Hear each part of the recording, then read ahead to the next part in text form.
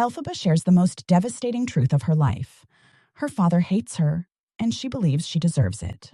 She confesses that during her mother's pregnancy with Nessa Rose, Frexpar had forced her mother to take a dangerous potion made from milk flowers.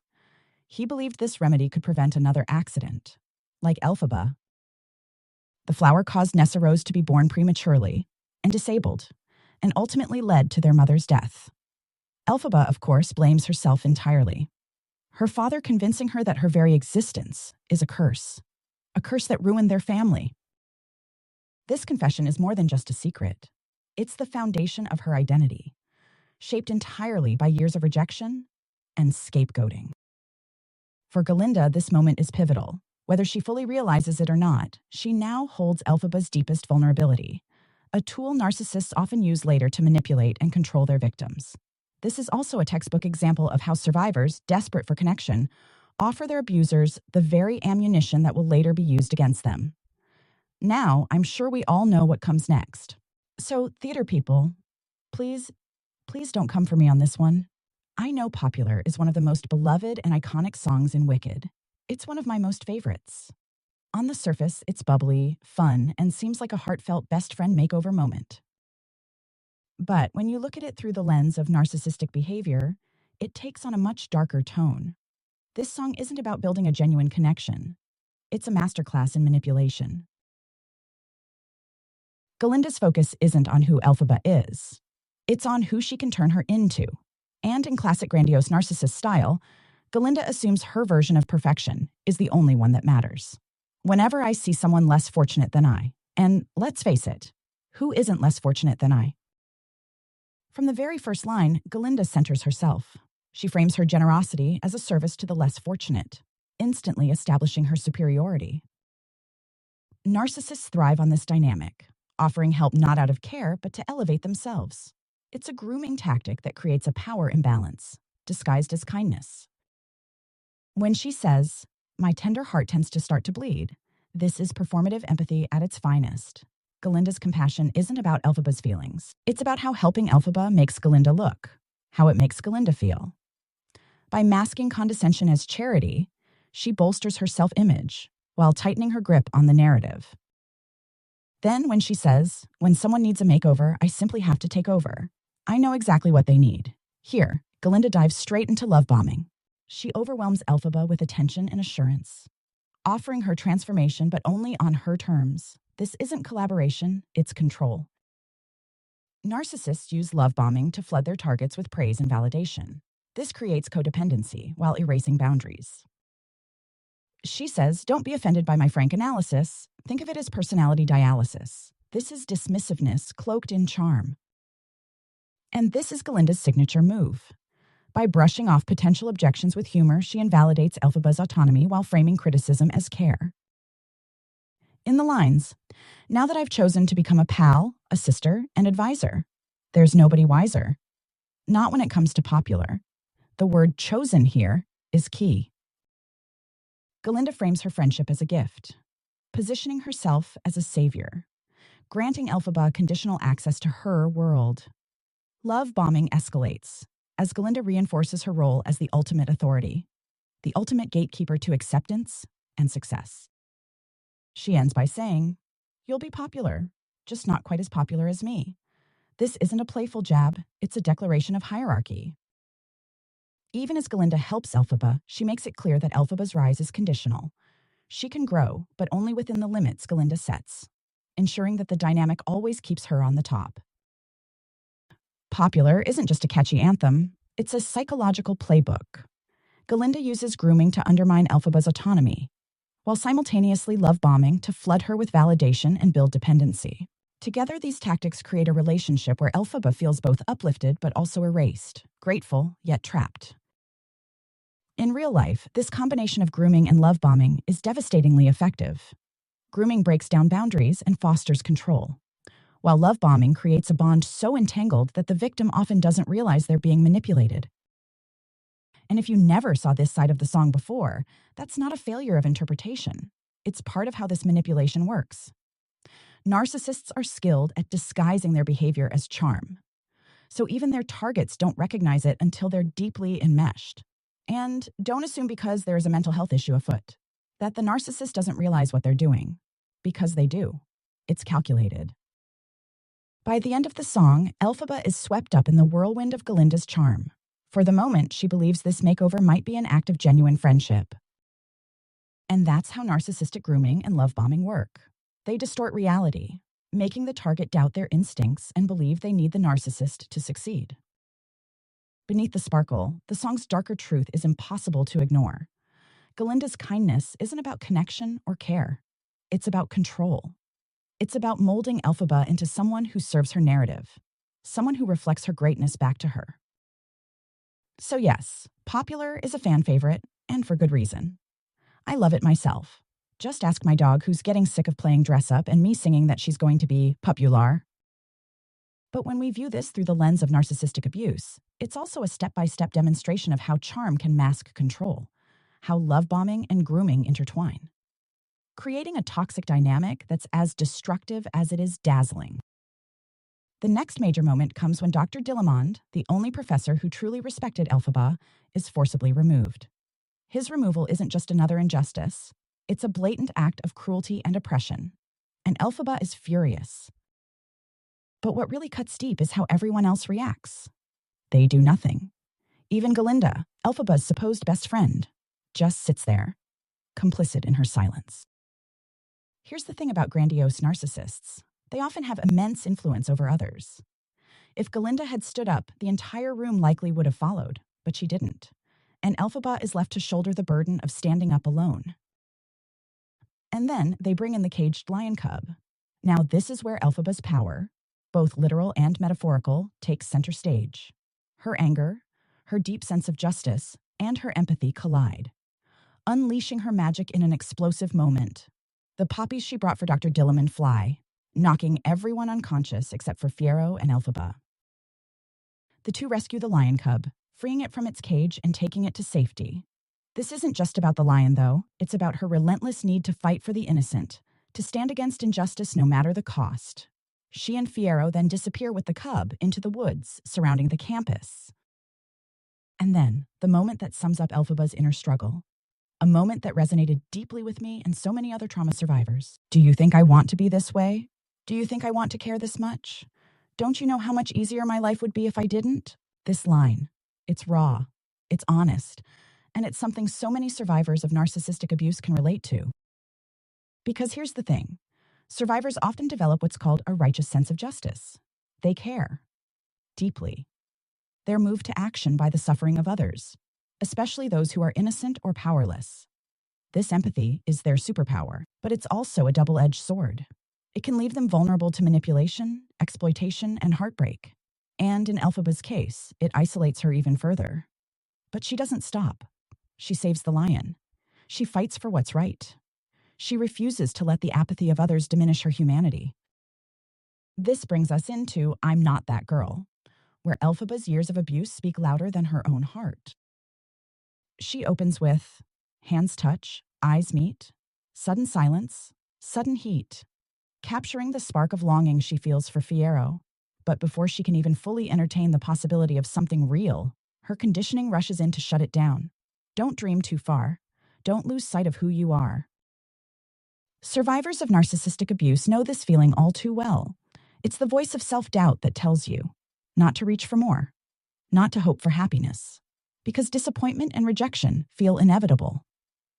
Her words reflect the lifetime of messages she's internalized. You're not enough. You don't belong. You're an outsider. When she sings He's a Prince and Galinda is a Princess. But it's not just about Fiyero and Galinda. It's about the hierarchies Elphaba has faced her whole life.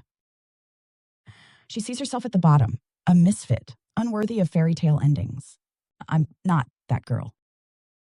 This refrain is more than heartbreak. It's a mantra she's been taught to believe by everyone who's ever put her down. In her mind, loving Fiyero is just another thing she doesn't deserve. Even in this private moment of vulnerability, Elphaba is protecting herself. Don't wish. Don't start. Wishing only wounds the heart. She's been hurt too many times to hope. And it's easier to suppress her feelings than to risk the pain of rejection. What makes this song so tragic is that the audience sees the truth. Elphaba is extraordinary. She's brave, compassionate, and intelligent. But abuse warps self-perception, turning strengths into weaknesses and teaching survivors to doubt their worth. The song is a haunting reminder of how deeply narcissistic abuse can damage someone's sense of self, and how difficult it is to unlearn those lies.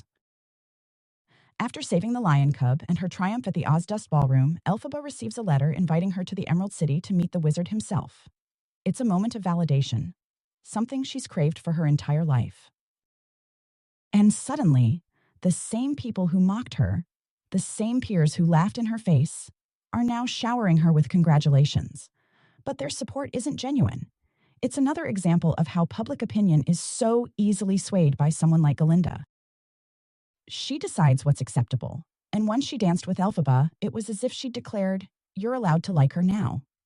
Elphaba is no stranger to conditional kindness, but for once, she allows herself to bask in the moment. Then, as the rainstorm begins, there's a subtle shift in the atmosphere. For a fleeting moment, Elphaba's expression betrays her fear, an instinctual reaction born of years of living with a secret vulnerability. Madame Morrible then shields Elphaba with the umbrella. While the movie hasn't made it explicit, book readers and fans of the Broadway show are already aware of Elphaba's allergy to water.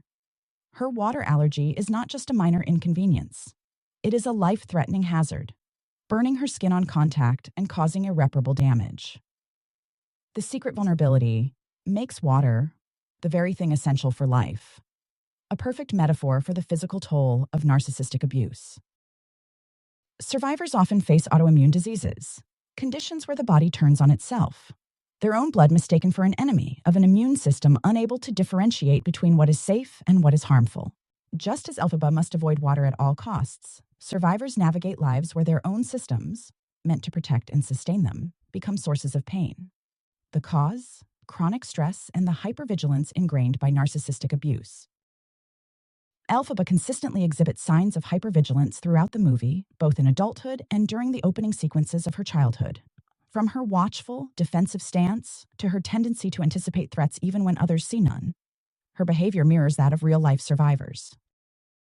Hypervigilance often manifests in subtle but telling ways: darting eyes that constantly scan for danger, a tense posture ready for fight or flight, or overly cautious movements that suggest the person is bracing for harm at all times. These traits are evident in Elphaba throughout her journey, whether it's the way she nervously anticipates rejection at shiz, by the way her gaze shifts, when she senses others are laughing at her behind her back, or her careful observation of Galinda's social games. Even her interactions with the wizard later show this heightened awareness, as her initial wariness gives way to cautious trust, right before the betrayal solidifies her suspicions. Elphaba's hypervigilance is more than a coping mechanism. It's a survival instinct that highlights how deeply the world around her has shaped her sense of safety. Prolonged exposure to heightened cortisol levels, a hallmark of this type of trauma, wreaks havoc on the immune system. Victims develop conditions such as Hashimoto's thyroiditis, that's me, lupus, or fibromyalgia. Clear evidence of the abuse's physical impact. Symbolically, Elphaba's green skin can serve as a metaphor for this internal damage. It is both a marker of her difference and a reminder of the unfair toll she has paid for the circumstances of her birth. Like the physiological effects of narcissistic abuse, her skin is something she cannot shed or escape. It makes her vulnerable. It isolates her from others, even as it defines her strength and uniqueness. High cortisol levels, while not unique to narcissistic abuse, are distinguishable here by their origins. But unlike Cushing's syndrome or adrenal tumors, the cortisol spikes in abuse survivors trace back to sustained emotional trauma, lacking the comorbid symptoms seen in unrelated causes. This is abuse's silent fingerprint, damage visible even in a blood test. And though Elphaba's trauma isn't diagnosed in these terms, we see how her life is shaped by the persistent wounds left by her father's rejection, by the betrayal of her peers, and by the manipulations of those who claim to guide her. But the storm doesn't stop with the body. Long-term narcissistic abuse leaves its mark on the brain itself. Chronic stress shrinks the hippocampus, impairing memory and learning. While the prefrontal cortex, crucial for decision-making and emotional regulation, atrophies over time. Simultaneously, the amygdala, the brain's fear center, becomes hyperactive, locking survivors into cycles of anxiety and overreaction to stress. These neurological effects mirror Elphaba's journey in many ways. Her inability to trust others, even those who extend moments of kindness like Glinda or Fiyero, reflects the damage caused by years of emotional manipulation. Even her sensitivity to water can be seen as symbolic of the brain's overreaction to perceived threats. Just as water, a source of life for others, becomes a source of destruction for Elphaba. Ordinary interactions with people, like casual jokes, dismissive glances, or backhanded compliments, become emotionally devastating for someone whose trust has been repeatedly betrayed. Her resilience, despite all of this, is a testament to her strength. But it also reflects the immense struggle survivors face to rebuild their lives when their very bodies and minds are shaped by the wounds of the past. And this brings us back to Madame Morrible. Her protective gesture with the umbrella, followed by her grand show of power to halt the rain, may seem at first glance like acts of kindness. But when viewed through the lens of narcissistic dynamics, it becomes clear that Morrible's actions are calculated grooming tactics. Madame Morrible has consistently favored Elphaba, offering her preferential treatment and undermining Glinda with thinly veiled barbs meant to inflate Elphaba's sense of importance. This dynamic makes Elphaba feel special, seen, and chosen. All classic grooming tactics to deepen dependency on the narcissist. This leads us to Madame Morrible's narcissistic archetype. She doesn't display the overt grandeur or charisma of Glinda. Instead, she fits the mold of a covert narcissist. Covert narcissists often present as reserved or even self-deprecating. Yet they wield their manipulations with precision, masking their true intentions behind subtlety and charm. Morrible's carefully calculated favoritism toward Elphaba, combined with her public displays of support, aligns with this archetype. She uses her influence not to draw attention to herself directly, but to secure her position as a trusted authority figure in Elphaba's eyes. To fully understand this, let's look at her actions in Act 1. From the start, Morrible positions herself as someone who sees potential in Elphaba that others overlook. She elevates her above Nessarose, giving Elphaba a sense of worth in contrast to her father's rejection. Morrible's comments about Glinda's shortcomings further reinforce this dynamic, subtly isolating Elphaba from her peers by creating the impression that she is uniquely special. The rainstorm moment is the culmination of this grooming. By protecting Elphaba from harm and following it with a public display of power, Morrible cements herself as both protector and mentor, ensuring Elphaba's loyalty. Spoiler alert for Act 2. This analysis becomes even more apparent later in the story, where her manipulations escalate to outright betrayal, familiar to fans of the book and stage show. Madame Morrible's grooming and covert narcissism are key to understanding her role in Elphaba's story. While her actions may seem subtle compared to Glinda's overt attention-seeking or the wizard's calculated Machiavellianism, they are no less dangerous. By positioning herself as a trusted guide, Morrible ensures that her influence over Elphaba is deeply rooted, making her eventual betrayal all the more devastating. The train station scene in Wicked showcases Glinda's need for control and validation. It's not just about a name change or a farewell, it's a calculated display of triangulation, virtue signaling, and manipulation. Triangulation becomes evident when Elphaba asks about Fiyero. This sets the stage for Glinda's subtle manipulation. Triangulation involves creating tension between two individuals to maintain power over both. Glinda does this by positioning herself as the central figure, casting Fiyero as the other while making Elphaba feel included in her inner circle. For example, Glinda's comments about Fiyero being distant and moodified aren't just idle gossip. They undermine his credibility while presenting herself as concerned. By subtly criticizing Fiyero, she destabilizes his position and strengthens her own. This tactic of dual manipulation, belittling one person while feigning concern, is common in narcissistic relationships, where control and image are paramount. When Fiyero arrives, Glinda's demeanor shifts. She adopts a possessive and cheerful facade, placing herself between Fiyero and Elphaba. This marks the beginning of the devaluation phase in her relationship with Fiyero. As she touches his chest and says, "We are so happy for you," she's reasserting dominance, ensuring the attention remains on her. Fiyero disrupts her narrative by addressing Elphaba directly, discussing the lion cub and Dr. Dillamond. This creates a bond between them that Glinda can't ignore. Her response, awkwardly interjecting with, "Oh, me too, me too, me too," reveals her discomfort. Narcissists often struggle when others form independent connections, especially those that challenge their control. Glinda's actions mirror real-life behavior of narcissists who interrupt conversations or relationships that don't center on them, reasserting their place in the dynamic. Then comes her grand act of self-aggrandizement, changing her name to Glinda in honor of Dr. Dillamond. At first glance, this might seem like a touching tribute, but it's hollow virtue signaling. This is the same Dr. Dillamond she previously dismissed and treated with superiority. This name change doesn't help him or anyone else. It's a way for her to reclaim the spotlight. Narcissistic virtue signaling often involves public gestures that appear altruistic, but are self-serving. In real life, this might look like someone donating to charity only when cameras are present or performing acts of kindness solely for social media clout. Pause 1 ducks. As Fiyero leaves, Glinda's frustration becomes evident. Her control over him is slipping, and her attempts to overshadow Elphaba falter. Her grip tightens on the only source of power she still has, Elphaba. When Elphaba tries to reassure her, Glinda snaps, revealing her jealousy with an outburst. "It's Glinda now! Stupid!" The mask slips and her raw insecurity surfaces, though she quickly regains composure. Glinda's admission that she still wants Fiyero, even though she doesn't see him as perfect anymore, offers a glimpse into the narcissistic supply dynamic. Narcissists often cling to individuals not because they value them, but because they need the control and validation these individuals provide. Her statement, "This must be what other people feel like," as she grips Elphaba's hand, is telling. In a calculated move, she shifts the dynamic, subtly pulling Elphaba closer while reinforcing Fiyero's status as other.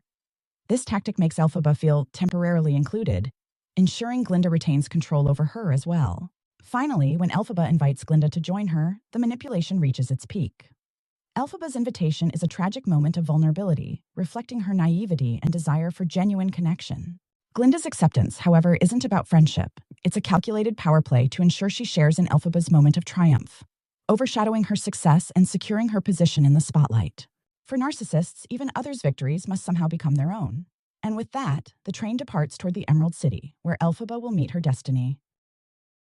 When Elphaba meets the wizard, she's filled with hope. This is her chance to make a real difference, to save the animals, and maybe even to find someone who truly understands and values her. The wizard is charming and warm, exuding the exact fatherly presence that Elphaba has longed for her entire life. This warmth, however, is a calculated performance. The wizard embodies what psychologists call the dark triad, a trio of personality traits that, when combined, create some of the most dangerous and manipulative individuals. These traits are malignant narcissism, a deep need for admiration and a sense of entitlement, paired with a lack of empathy for others. Machiavellianism, a manipulative and cunning mindset where deception is used as a tool for personal gain. And finally, psychopathy, a lack of empathy and remorse, often combined with impulsivity and a willingness to harm others to achieve one's goals. People with dark triad traits are experts at using charm to disarm and control others, which is exactly what the wizard does here. He promises Elphaba her heart's desire, clearly expecting her to ask for something superficial, like losing her green skin. But Elphaba surprises him. Rather than using her wish for herself, she selflessly asks for the power to save the animals. This moment showcases a core characteristic of many survivors of abuse, their profound empathy and selflessness, even at great personal cost. Impressed, or perhaps frustrated, the wizard brings out the Grimoire, an ancient book of spells that he himself cannot read. The book is placed in front of Elphaba, and to everyone's astonishment, it reacts to her presence. The pages begin to open on their own, as though recognizing her as someone worthy of its secrets. As Elphaba hesitates with the Grimoire, the wizard, ever the Machiavellian manipulator, shifts her focus to Chistry, the monkey who leads his private guard. His story about Chistry's longing to fly is crafted to pull at her empathy. This appeal to her deep sense of justice and desire to help others is calculated, designed to make her feel like the hero while masking his true intentions. Then, the book opens to a page adorned with an image of wings and a spell written in an ancient language. Without hesitation, Elphaba reads it fluently, a testament to her innate gifts and the unique connection she shares with the Grimoire. But what follows is nothing short of horrifying. Chistry and the other monkeys begin to transform, and the process is excruciating. Their cries of pain fill the room, and Elphaba's joy at using her gift turns to sheer panic. She immediately tries to undo the spell, but to no avail. The wizard and Madame Morrible, on the other hand, are thrilled. They see only opportunity in the flying monkeys, ignoring the pain they've caused. The wizard declares that these creatures will make perfect spies in the skies, tipping his hand to reveal his true intentions. His smugness underscores his complete lack of empathy, a hallmark of his dark triad personality.